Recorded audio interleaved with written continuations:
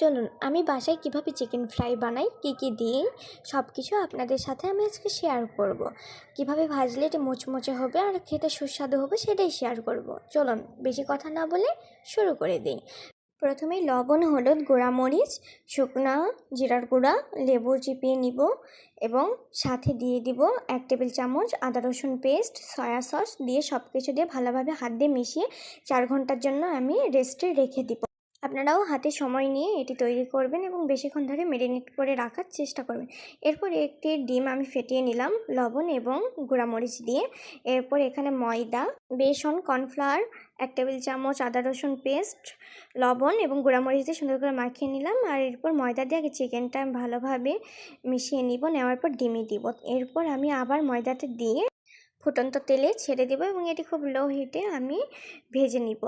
দেন এই তো দেখুন কেমন হলো, অবশ্যই জানাবেন। আজকে এই পর্যন্তই। আল্লাহ হাফেজ।